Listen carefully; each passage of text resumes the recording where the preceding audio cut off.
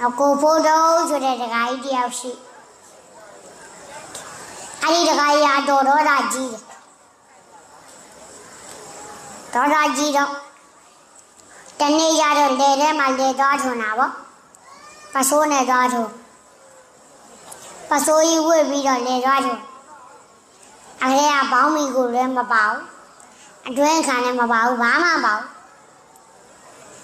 ပစိုးကြီးနဲ့လေသွားထွန်းတော့ရှို့နေနေဆိုတော့ခဏခဏညှိပြီးတော့ပစိုးကခဏခဏချွတ်ကြတာပေါ့အတခါချွတ်ကြလိုက်ပြန်ဝက်လိုက်အတခါချွတ်ကြလိုက်ပြန်ဝက်လိုက်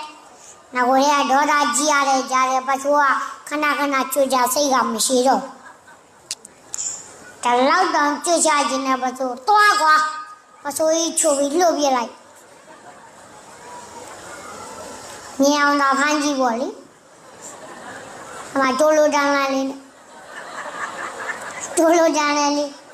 အဲ့ဒါလေထုံးနေအောက်ကဘာမှမပါလားတိုးလိုတန်းလာလေးနဲ့လေထုံးနေတန်းလာလေးအဲ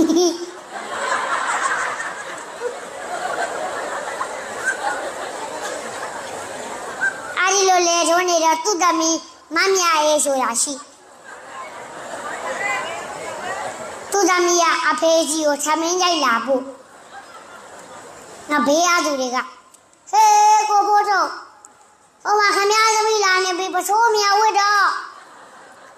မကြောက်ဒေါသဆွမ်းနာဒေါသဖုံးလာပြီ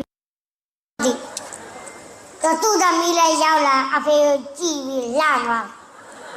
လှရောသူကတိုးလို့တလိုက်ယူအဖေလို့လှမ်းခေါ်လိုက်တော့မှသူ့သမီးအတိုင်းကြားထဲမှာဒေါသပြောက်ပြီးဟာသမီးပစိုးလိုက်ကြတယ်ပစိုးကဘယ်ရောက်မှမသိလွတ်ပြေးလိုက်တာကို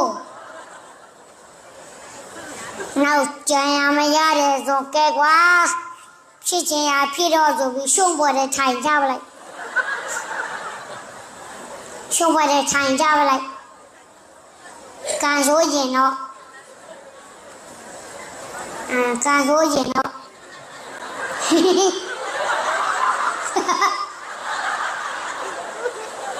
နောက်သူမထိုင်ကြခင်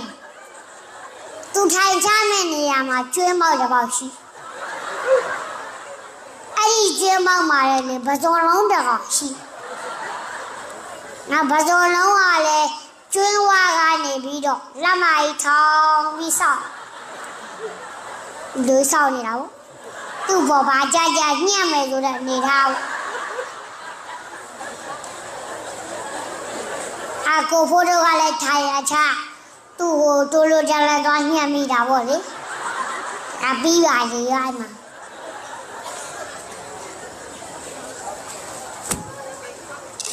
ာဒေါသကောင်းလည်းမကောင်းဘူးလား